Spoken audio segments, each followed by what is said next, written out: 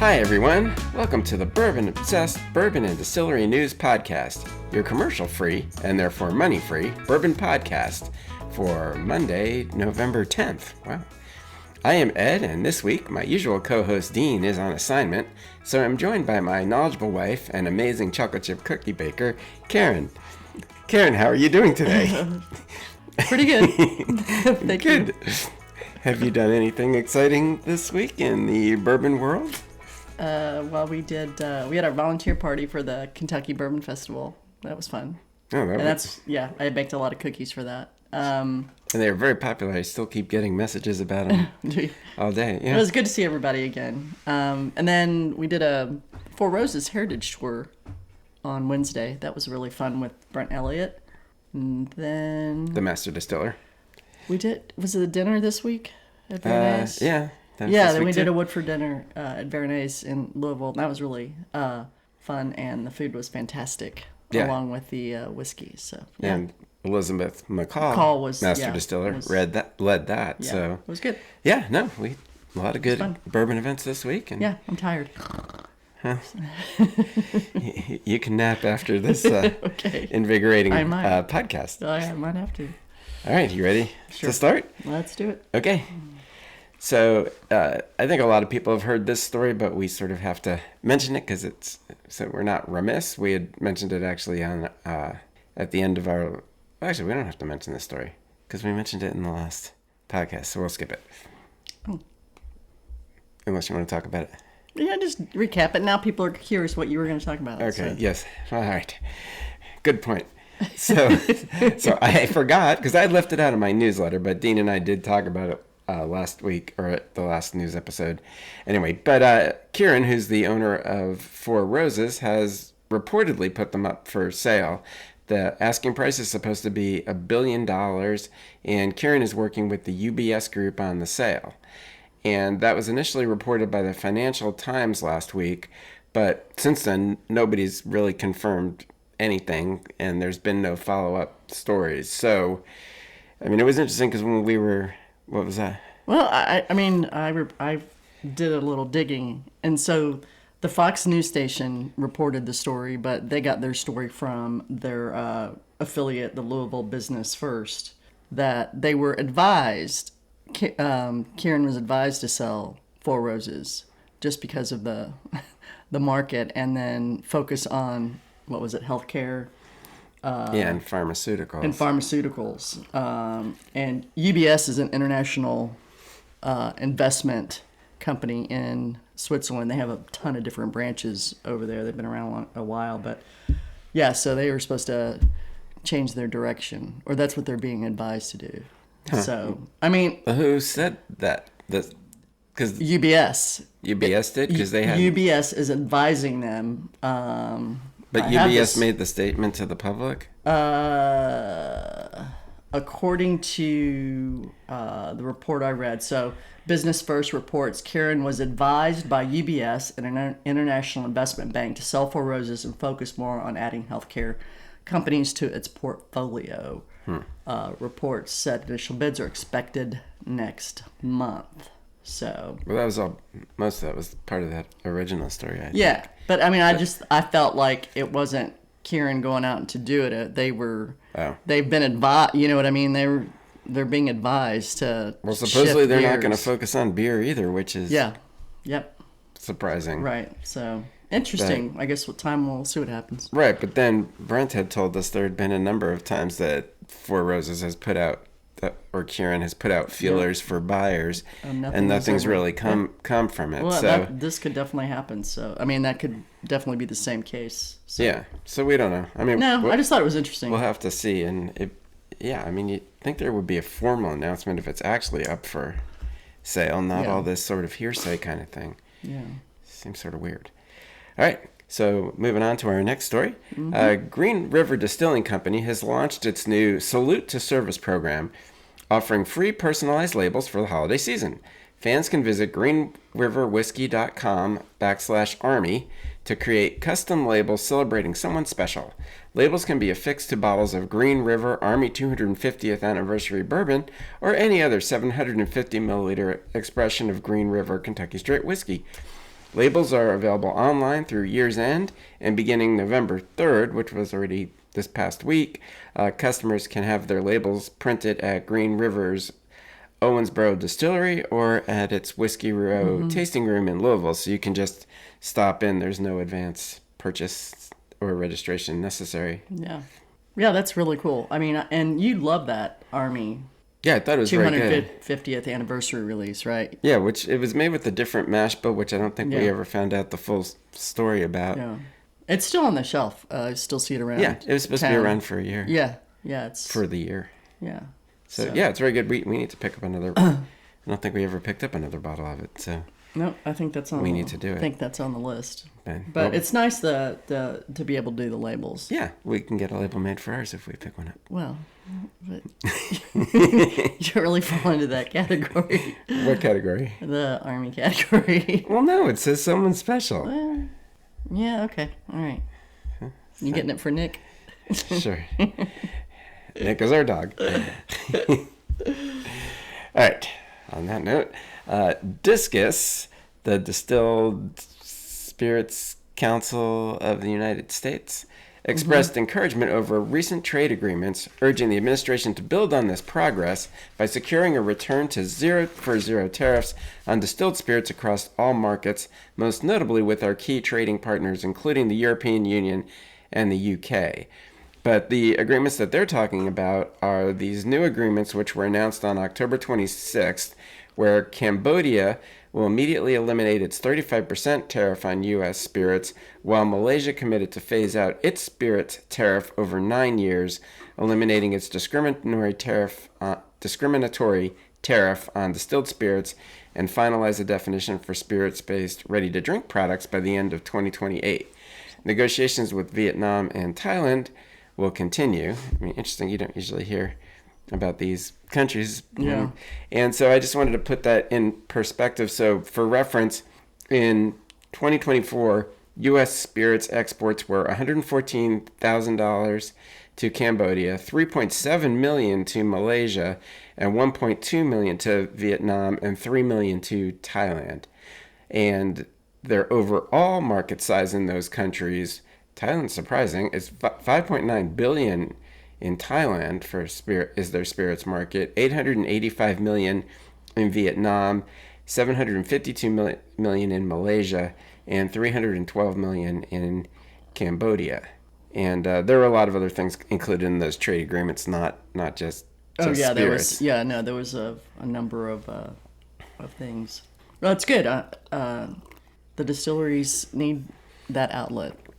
Yeah. So it was surprising to me how much actually goes out over there, but Yeah, well, yeah, it's good. It's good for especially Kentucky distilleries to be able to enter those markets once again at a reasonable rate.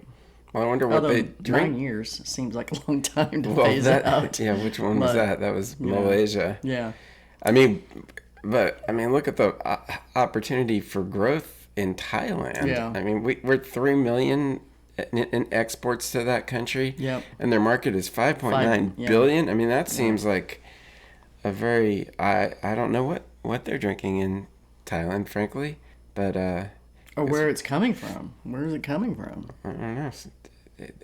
Elsewhere in Asia. Yeah, probably. But yeah, either way, I mean that's a market that be nice to get more of a share of for sure. Yeah. Interesting. Yeah. All right. So here's one of our weekly bankruptcy discussions. So 5280 Distilling, a Colorado-based craft producer founded in 2017, has filed for Chapter 7 bankruptcy liquidation. The petition was made on October 14 in the U.S. Bankruptcy Court for the District of Colorado, listing assets between $100,000 and $1 and $1 million, and liabilities between $1 million and $10 million. The Littleton Distillery produced vodka, gin, and whiskey and operated a tasting room. Its website and social media pages have since been taken down, and that's true because I was trying to find out more about them, and I can't. The closure comes amid a contraction in Colorado's craft spirits sector. Per the American Craft Spirits Association, which we spoke about in our last news episode, the state's craft distillery count fell 31% from 119 distilleries in August 2024 to 82 in August 2025. And if you remember, there were some differences in how they were doing the counting between their different year assessments. So the number may not, some of that number change may account for difference in their way of doing things. Okay. But still, that's a drop. It's a lot. Yeah. Yeah, it's a lot. I was reading a little bit about them because I hadn't heard of them. They were in Littleton. Yeah. But they had opened their tasting room in 2018. So they'd been around for a while. But they missed, according, and I maybe this came from their bankruptcy filing, they had missed their last rent payment. The last payment was made in July of this year. And you know what their rent was a month? How much? $20,000. A month? A month. And I was like, well, no wonder you got some problems. Yeah. And their sales were not enough, like even the past 3 years, to just cover the rent, it didn't look like. But that's what the report was saying. I mean, that was their liquidation report. I was like, wow. So, yeah, well, I mean, that's a problem for, well, any kind of business in any of these high rent areas. Yeah. Well, you don't see too many distilleries in But you can't just be in any area. You have to be in probably an industrial area somewhere where, you can distill things that go up in flames. I guess, or storage is usually the well, I suppose, big issue. But anyway, I thought that was pretty shocking. So, yeah, if you're paying $20,000 a month in rent, you need to do something different. Yeah, So, yeah, that's unfortunate for those guys, considering they'd been around for a few years. But yeah, and certainly, I mean, those rules vary from place to place, where you can distill, where you can store, all the different regulations. So I mean, I'm not familiar with Colorado's or Littleton's. I mean, it can just vary town to town. Yeah. So but I mean, I guess Littleton's a pretty high rent area these days. I mean, we used to live there, so I mean, we used to live in Denver area. I would say that there would definitely could be areas that were. Well, I'm sure. I mean, the whole cost of everything in Colorado had gone up for years, and I'm sure that hasn't changed. No. But we don't have a good perspective on this. I guess when we visit for distilleries in the future, we'll ask how much they pay in monthly rent. Yeah, I was like, because I don't know if that's where that stands. I mean, if you have a big industrial space and you rent your big storage space for barrels, I guess never really thought about what their rents would be, but it seems like it should be pretty high. Yep.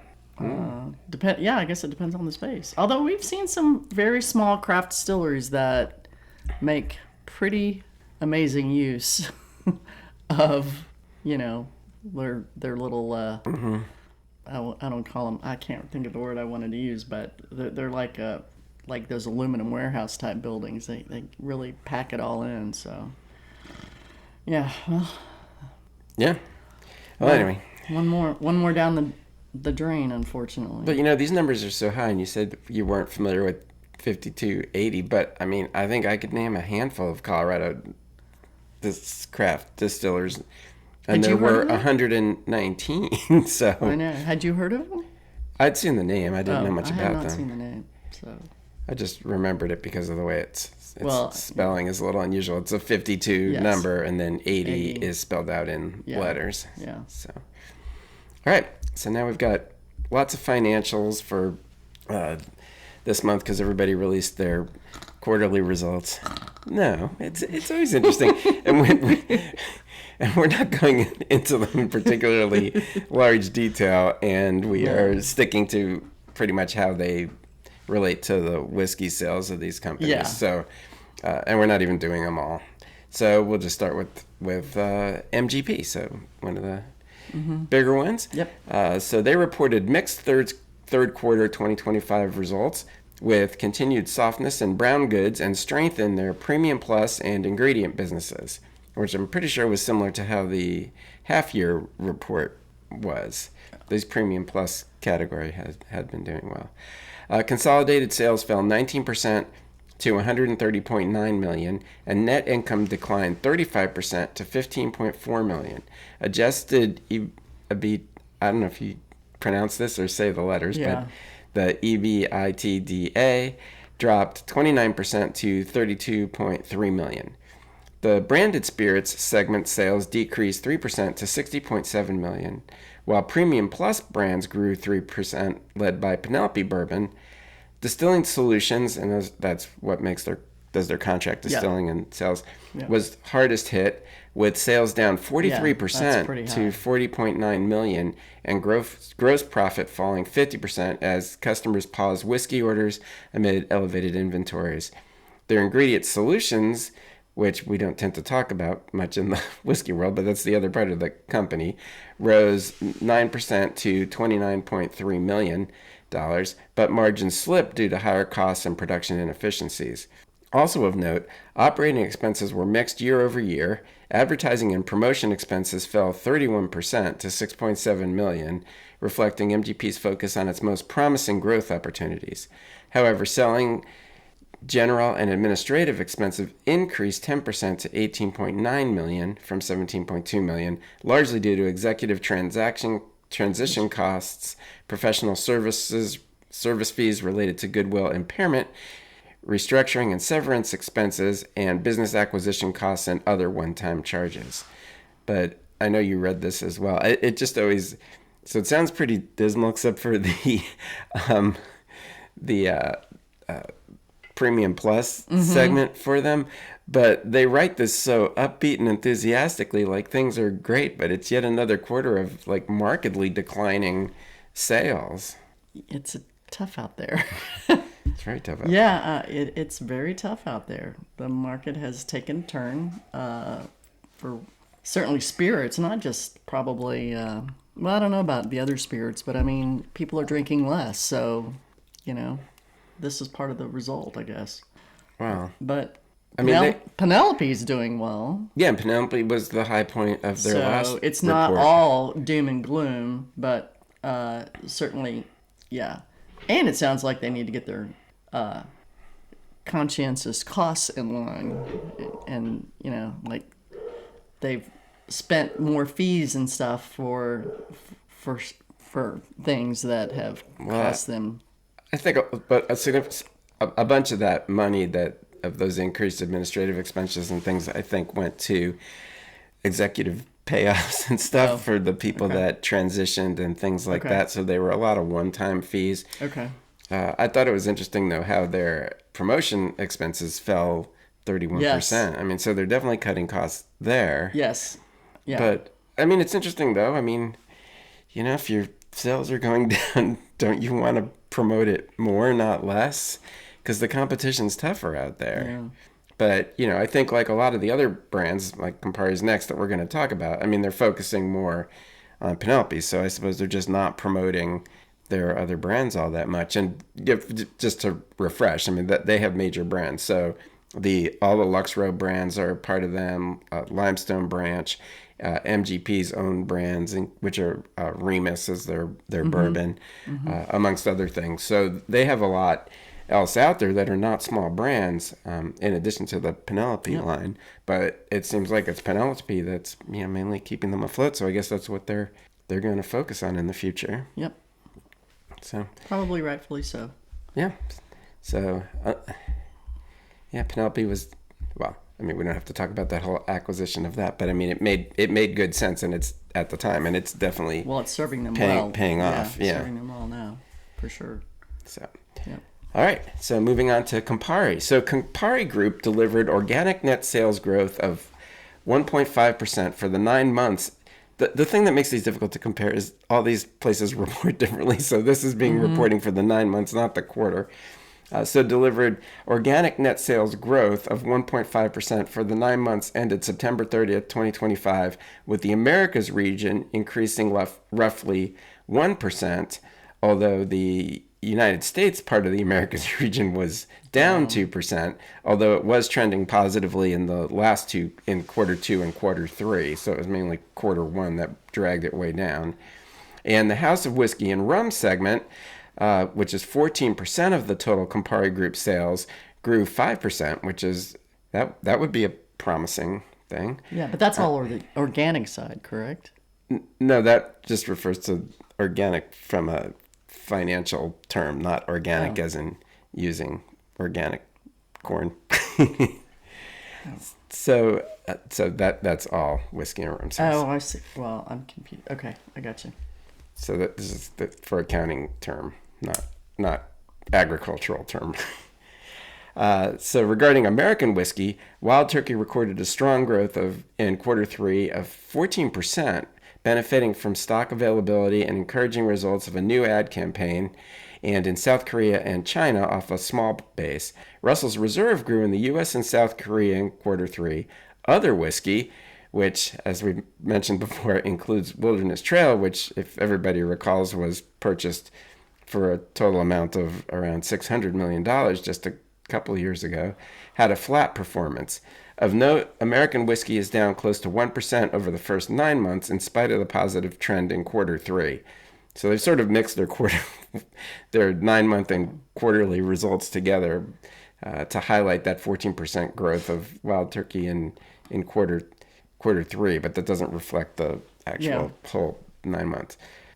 So across its sales portfolio, the company reported improved profitability driven by cost savings and margin gains, while still navigating headwinds from tariffs and inventory alignment. Yeah.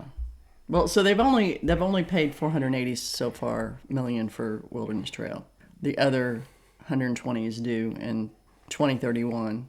It was a 10-year complete buyout.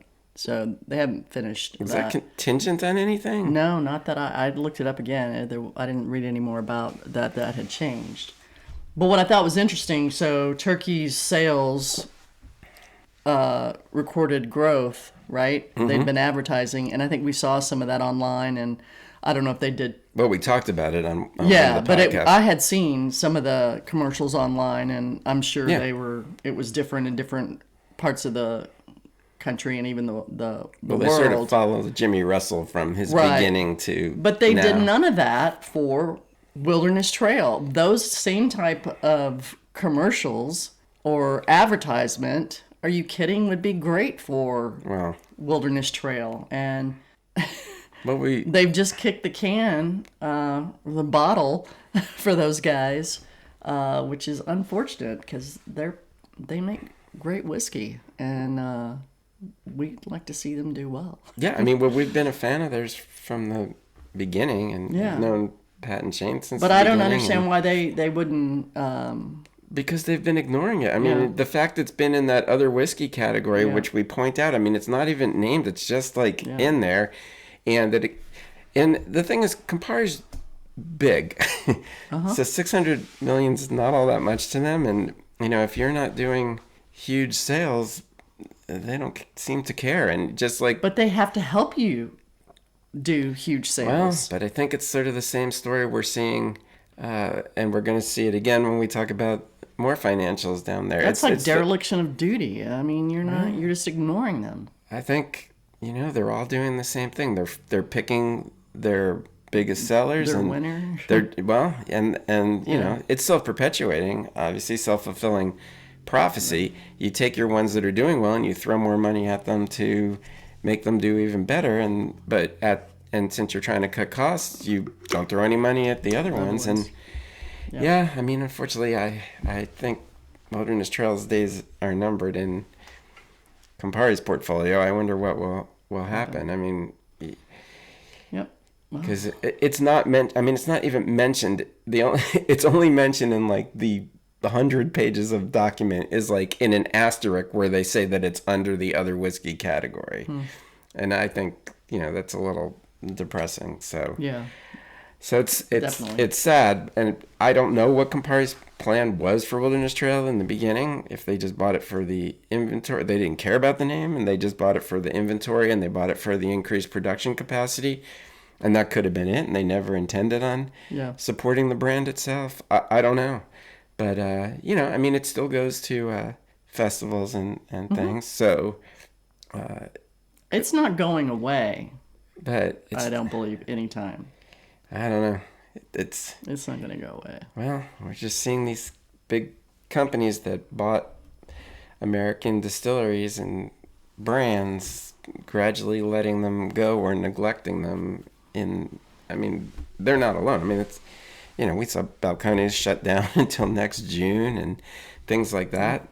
It's every one of these big foreign companies is doing the exact same thing.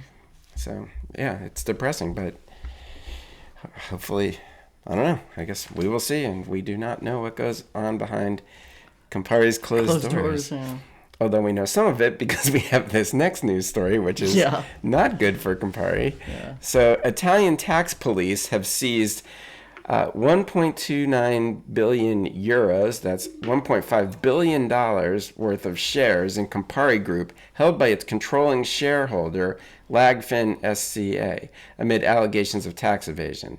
The seizure, ordered by prosecutors in Monza, involves approximately 17% of Campari's ordinary shares, equal to nearly 1/6 of the company's market value, and follows an investigation into 5.3 billion euros in undeclared capital gains and unpaid exit taxes linked to Lagfin's 2019 relocation from Italy to Luxembourg.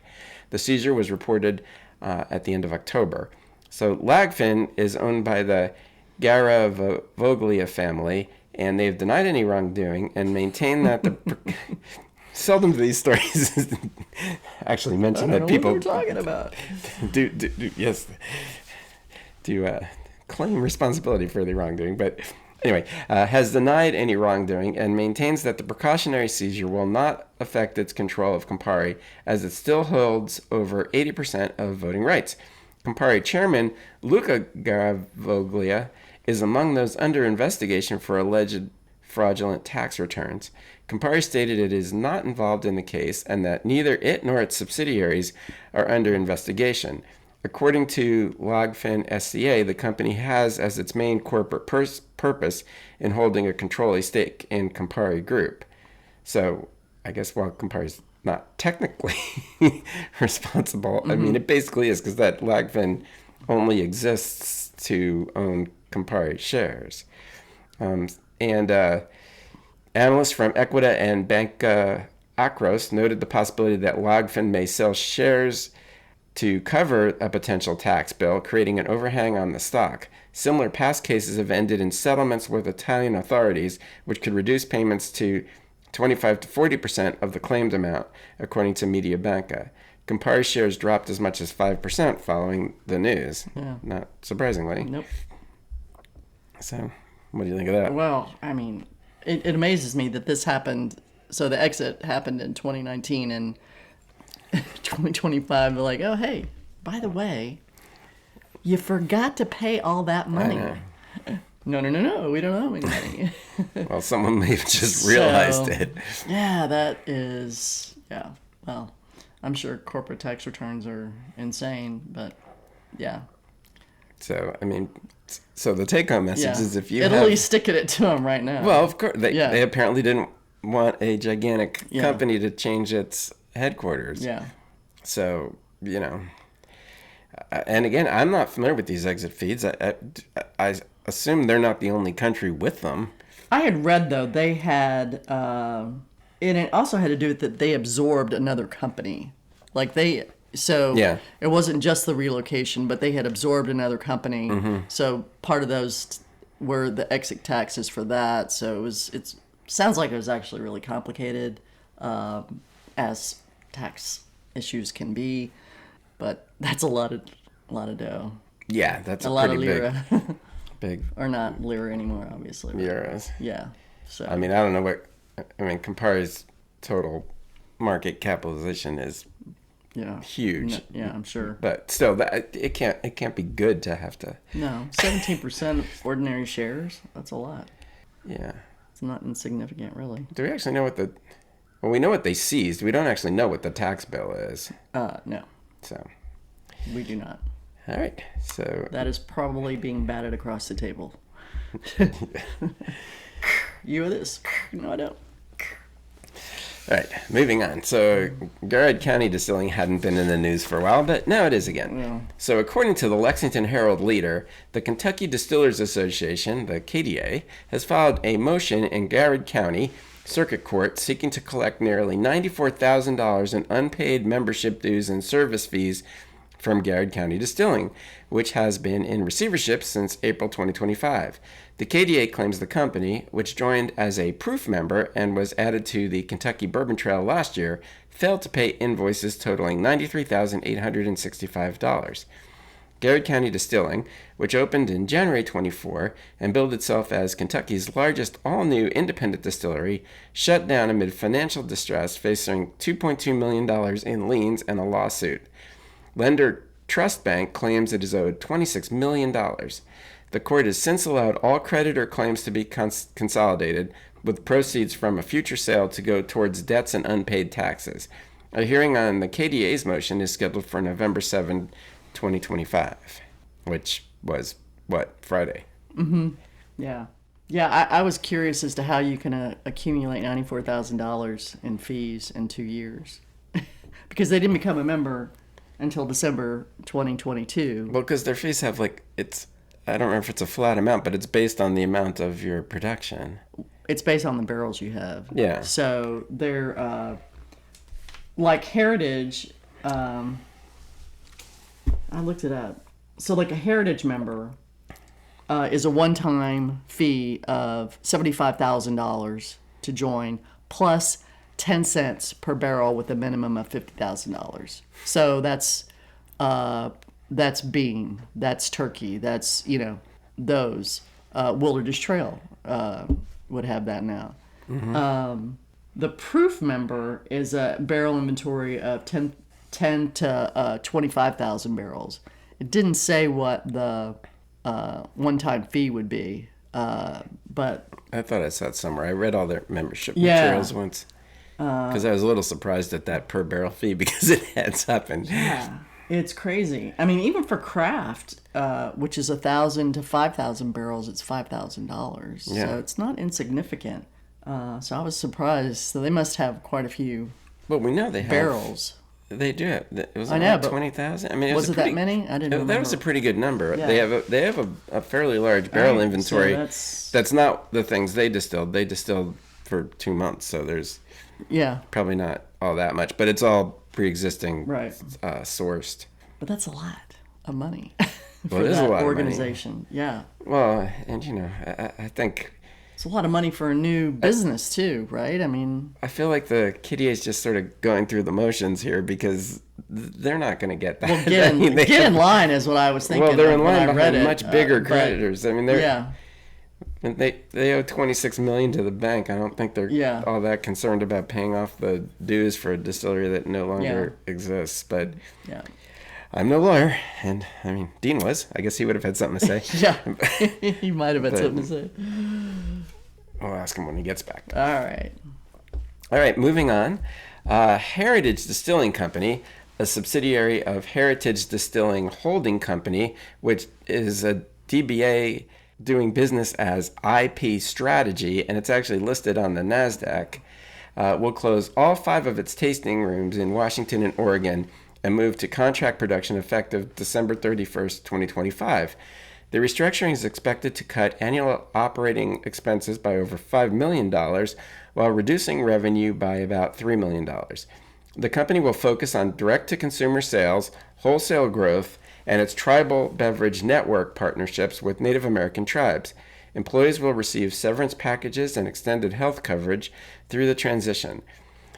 We've talked about this distillery, or it's at least been in my newsletter, and I think we've talked about it, because it's very unique in that it had announced a whole cryptocurrency policy earlier this year, and it will accept Bitcoin and Dogecoin, I'm not actually sure that's how you pronounce that, as forms of payments for its products and services via its direct-to-consumer e-commerce platform.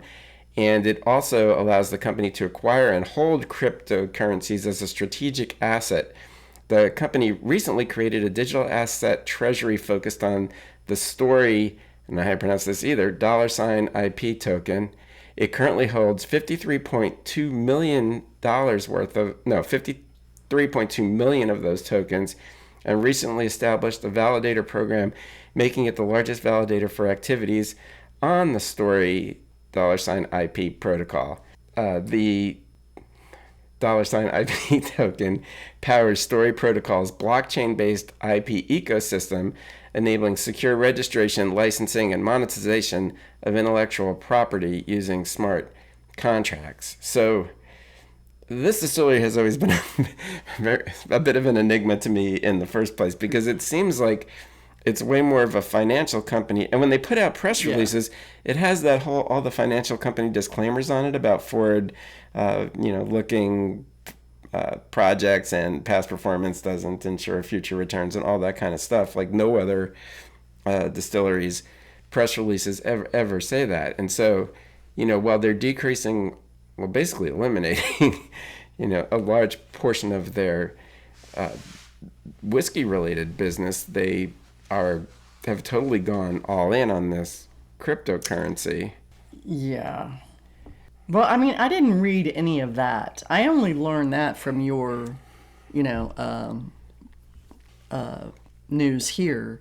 When I was reading why they, decided to close, none of that information came up. What I did learn is they went public last November, so they've been publicly traded for a year. Which I think is more the cryptocurrency part of it, not the distillery part of it. Yeah, which I thought was weird from a small distillery. I mean, they've been around since 2011, but they're not a heritage distillery by any means. But what I did learn was the taxes and that was one of the big reasons. Washington has made it very difficult for spirits companies to make money. Yeah, well, they made it difficult for consumers to purchase. Like I talked about it. I know. I couldn't bring myself to pay the 20%. 20%. Yeah, it's on a insane. bottle. So I think what did I read? A bottle of Tito's was, or a liter of Tito's. This was just the example, was $23, but after taxes it was like $31. I was like, are you kidding me? That is nuts. So this is the way the state decided to raise money after the spirits went from privatization or from control to privatization. So this is how they raised the money. But the interesting thing is it sounded like the company was going to try to take care of their employees. They were going to keep them on through the end of the year. Yeah. They were going to have a severance package. They were going to try to they were going to continue to provide health insurance. And so that's they were going to get paid for accrued sick time. Yeah. So that's, and they're telling them way ahead of time. I mean, yeah, how many companies have we seen that that's just what they said. Close their doors. I mean, they didn't want to just put a note on the door. People show up on January 2nd and go, "Hey, what's going on?" Kudos to them. I mean, because so often employees are not treated well in these situations. So I thought that was they're doing a solid. Unfortunately, they feel like they can do better with direct to consumer and with these other deals that they're doing. So well, I think I mean, it certainly sounds to me like they're saying their main thing is going to be this whole story cryptocurrency thing, which is really pretty interesting. I mean, as usual, I went down the whole rabbit hole of that. I mean, it's basically allows tokens to be assigned to parts of intellectual property, so making it easier to get money off of your share. Like if you write one part of a software program, it gets the token attached to it, and then who gets the token? Well, it just stores in the cryptocurrency world or gets its value. I don't know the specifics of all of this. Yeah. But it's sort of interesting. So then if someone uses your piece of software and some other piece of software, that's like it's almost like, your share of it will continue along, or you can get paid based on your contribution, which I guess would be more difficult in the world these days. You're in whiskey. Well, no, I think, one of the guy's backgrounds is all in the cryptocurrency, so I think they've been two businesses from the start. They stand out in my mind because when we've talked about them in the past, this cryptocurrency part always comes up, and so, how many distilleries do you see that in? So that would be zero. Yeah, so that would be zero. They are very, very unique. Yeah, so we'll see. Yeah, keep an eye on that one. It's definitely a lot of interesting stuff. But then they also stood out because they have like this contract with a bunch of the Native American casinos. I mean, there's a lot of, they've been in the news for a lot of things. They're a very interesting company. But anyway, good luck to them, and we will see what happens. All right, next on to another quarterly report. So Molson Coors Beverage Company reported consolidated net sales of $2.97 billion, down 2.3% year over year. Underlying income before taxes was $426 million, down 11.9%. The company posted a net loss of $2.93 billion, primarily due to $3.65 billion goodwill impairment. In the whiskey segment, Blue Run Spirits recorded a full impairment charge of $75.3 million after a review found lower than expected current and future sales, driven by a challenging environment for full-strength spirits. The company determined the carrying value of the Blue Run brand exceeded its fair value, leading to the write-down, which was measured using a discounted cash flow approach. It has been reported that Molson Coors paid $78 million for a 75% stake in Blue Run back in August 2023. And like a good chunk of that $78 million was in outright cash. $65 million of it was in cash. Yeah. So, what do you think? I think whoever's in charge of Molson Coors needs to have their head examined. Okay, this whole goodwill thing. So now I was like learning about accounting. Yeah, so was I. So goodwill, according to our friends at AI, is a premium paid for based on name, reputation, customer base, and other unquantifiable strengths. So, well, any inherent value in a brand that's not quantifiable. But I mean, So if they have like $2 million in assets and you pay another $75 million for their name. But you're paying for a brand that had nothing. Yes, it was an unusual. They had nothing. Maybe they had barrels, and maybe they had some good barrels. Did they have $78 million worth of barrels? No. They didn't have a distillery. They had no other assets. Well, apparently they had $3 million worth of actual tangible things, because that's the write-off is now, what did we say, 75 God, are you kidding? million. Yeah, like nuts. That's nuts. Well, that was basically paid for the success that they had during their early year or two, which, as we all know, was during COVID. They released during incredible buying. They had a very good social media presence and incredibly good marketing.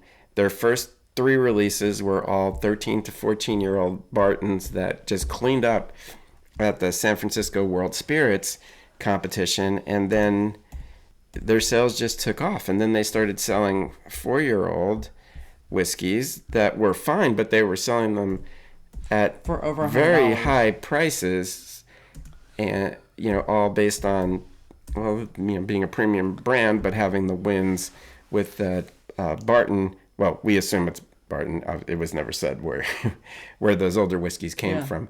So, they bought them based on that, and I think they bought them because they wanted some of their founders to wind up being part of Coors. And Mike, blanking on Mike's last name, but Montgomery. Mike Montgomery didn't he become vice president for all their of Coors whiskey, their spirits division, which features their own brands, the Five Trails and the Barman Bourbon.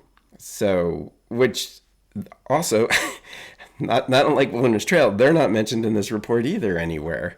Yeah. So I don't know. I'd say this doesn't bode well for Molson Coors' whiskey segment. It's obviously they wanted to get into this. They wanted to, from what I was reading, they wanted to increase their spirits division, right? They wanted to get into spirits to broaden their portfolio, and they thought that was a great opportunity to do that. And we have Quicken, so Quicken never lies. But their releases, so we bought one of the Blue Run 13s. We bought a lot of Blue Run. Well, we did not. We bought some Blue Run, but we did buy the 13, and that was in... the 13.5 single barrel. Where are we at? That was in January of 21. And the 14. We have all those old ones. Okay. I'm just pointing out one or two here. Okay. Because quick does lie. So that was January of 21. So they were putting out that was when the aged whiskey hit the market, because it was, I think they announced it in October of 20 is when it came out. So what, 2 years, 3 years later, and the ship had already sailed by that point, really, because bottles were already sitting on the shelf because they were so expensive, and they weren't really aged whiskey any longer. Not that it wasn't good drinking whiskey, it's just overpriced for what it was. I mean, if you go on Sealbox, It still is priced quite if high. you go on Sealbox right now, I mean, the average, they have like 3 pages of bottles, and the average bottle is at least like $140. There's a couple under 100, but not many. So that's a lot of pricey whiskey. And since then, they've released some things that are Yeah. older. I mean, now but, it's but, come down, but they've had to come down. Yeah, but You had no choice. they're still fairly expensive for their Yeah. age and everything. Because we talked about, they had a recent release that we had talked about like 2 months ago. I don't remember if it was you or Dean.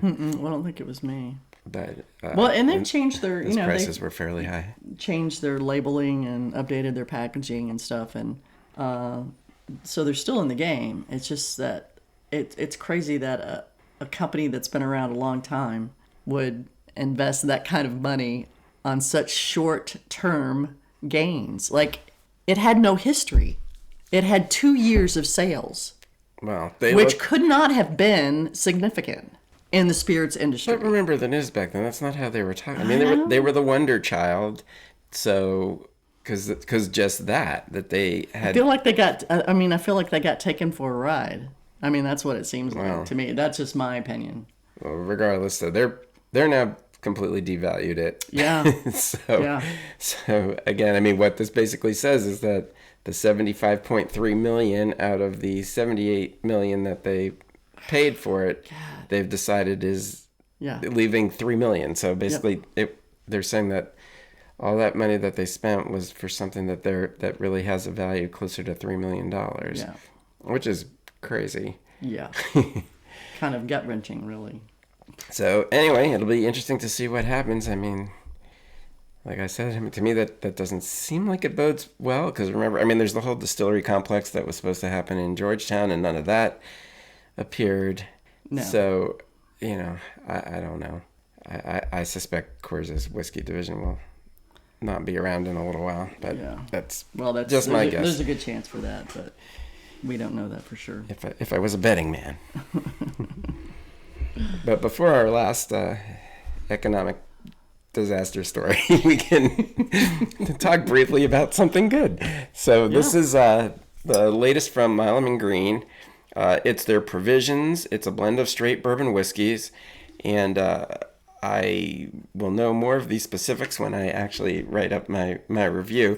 But the price is very reasonable. I thought it was like $35 or something like that, and it's a 80 proof. So it's completely different than what Milam & Green has released up to now, which have all been over 100 proof and significantly more expensive. So it's entering like a whole new area for market them. for them. Yeah, good and for them. I think it's meant for, cocktails and obviously people that would want a lower proof spirit. A good introductory.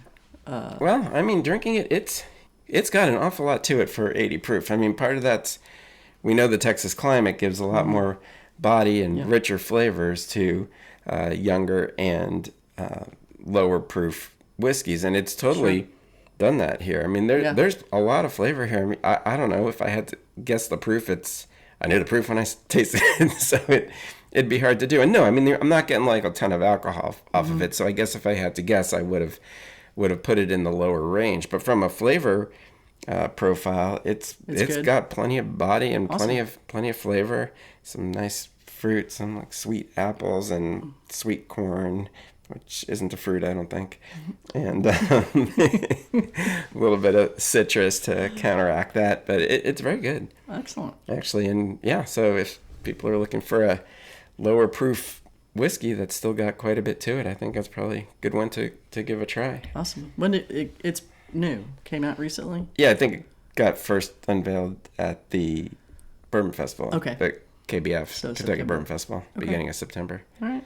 So Cool. get some, so exciting. All right, so our last story, according to, again, the Lexington Herald Leader has been doing an awful lot of reporting on these financial bourbon issues. But so according to the Lexington Herald Leader, Luca Mariano Distillery in Danville, Kentucky, plans to file for Chapter 11 bankruptcy by November 14, following its property owner LMD Holdings, which has been in bankruptcy protection since July 2025. And if you'll remember, we had talked about that at the time, and they filed for bankruptcy the same day that they announced the grand opening of their distillery, which was... That was the holding company, though. Right. They did, yeah. So the distillery and the holding company are separate, but the holding company announced the bankruptcy property protection. owner. Yeah. Then... Weird. Yeah. Attorneys told the court that both entities contemplate a sale process within 120 days of the filing and intend to hire David Baker of Aurora Management Partners as Chief Restructuring Officer. The company's owner, Francesco Viola, had previously stated that he would reopen the distillery. LMD Holdings lists debts exceeding $33 million, including significant claims from Summit Bridge Farm Credit and multiple contractors. The distillery remains closed, and more than 6,000 barrels of bourbon stored on the property are listed among its assets. So this was just been a very weird story. So for people that aren't familiar with Luca Mariano, they originally had contract distilled at Wilderness Trail since the beginning, and they have been in business for... And that's how he started his brand. Yeah. Right. And they've been in business for quite a while. And then they just very recently built the distillery. And Well, I wouldn't say recently. I mean, it had pretty been... recently. It took forever for it to get built. Yeah. I mean, they had bought the did. land. Yeah, they it had an took old years. house. It took a long time for the... So all that complete. was happening, and then, so I mean, sort of a complete change of business plan from the contract distilling. I don't know how much of that was influenced by the Campari purchase of Wilderness Trail, and maybe they wouldn't be allowed to have their contract continue. I think they got dumped. Yeah, I think there was something like that as well. I think they got dumped. So very interesting. I mean, I guess that will be the end. Now, I mean, the big question is who's buying all these things? Because Garrett County's which is a brand spanking new, gigantic distillery. And those aren't really that far from each other, right? I mean, no, they're not that it's far. like one county over, and yeah, I mean, it's not more than half an hour, probably. No, it's not very far at all. Yeah. Wow. Yeah, it's crazy to do all that work and not have it go the right way. Well, and then to lose an established brand, I know. I don't know. I mean, I'm sure there's much more to this. Well, it also seems to me that even if you did lose your contract, there were plenty of other companies where you could nowadays you could go anywhere and then probably get a great price. Well, I'm sure you would be getting a much lower price. Well, no, when did when they made their deal with Wilderness Trail, not that we have any idea what that deal was, it was back when it cost much less to do that. Wilderness Trail, when did they get bought? 22? They got bought in 22. Yeah. The end of 22. So. But I mean, look at Mariana. I'm pretty sure their whiskey goes back at least 6 years there at this point. So they made arrangements with Wilderness Trail before COVID drove prices through the roof. So they probably had a pretty good deal. But certainly nowadays we know that you can get very good deals because everybody's looking for people to... Well, I mean, look at MGP, for example. Yep. And, all right. So I guess that about does it for this episode. That's it. Let's have some better news in a couple weeks. I hope you've enjoyed this edition of the Bourbon Obsessed Bourbon and Distillery News Podcast, your commercial-free and therefore money-free bourbon podcast. Please be sure to join us next Monday for our new Bourbon Releases News Podcast. And even though we thought those would quiet down, I'm sure we're still going to have a lot to talk about. It's interesting. You get all these bankruptcies and bad financial statements, yet there's just an incredible amount of new releases. Do you want to mention the Ronald McDonald thing? Yeah, we Let's can mention mention that. So, the Ronald McDonald House of the Bluegrass, which is not far from us. Actually, I walk by it Yeah. all the time. Did it this morning. It's on the UK campus. So. They're having a fundraising raffle, which is really pretty good. The winner gets to participate in a Maker's Mark private selection barrel experience, which is really cool if you haven't done one, which I suspect most people haven't. But it's a lot of fun. And the winner will also then receive 75 bottles from the barrel of bourbon that was crafted. Yeah. And there's more than one. So the grand prize winner gets all that. And then there are, I think, 3 or 4 other winners, and they get varying degrees of bottles. Right. Yeah, like the second prize gets 25 bottles, but they don't get to go on the experience unless the grand prize winner invites them to go on the experience. So... Anyway, so you can go to the, actually I don't have the website right here. Yeah. It's the, well, if you just go to the Ronald McDonald House of the Bluegrass website, you can follow the links to get there. But the tickets are only $25. Yeah. The raffle ends, I think, next Friday. So you should get on that. And the Ronald McDonald House provides... overnight stays for parents whose children are in, like, the children's hospital there next. It's a good cause. Some people may not know, but it is a great cause. So it helps run that house for the families and provide support. So get out and buy some tickets. We're gonna buy a couple tickets. Yes, we are. Yeah. So also, be sure to like and follow us at your preferred podcast provider so that you don't miss an episode. And don't forget to tell all your friends too. You can also head over to bourbonobsessed.com to check out some of our over 350 bourbon reviews, which is probably getting closer to 400 at this point, and over 50 distillery write-ups. While you are there, you can also sign up to have my newsletters delivered directly to your inbox. Finally, I can be found on Instagram at bourbon_obsessed and on Facebook at Bourbon Obsessed, and would love for you to follow me there as well. Karen, where can they find you? Nowhere. Okay. I am not on social media for the public. So if you want but you to can contact... always get to me through Bourbon Obsessed.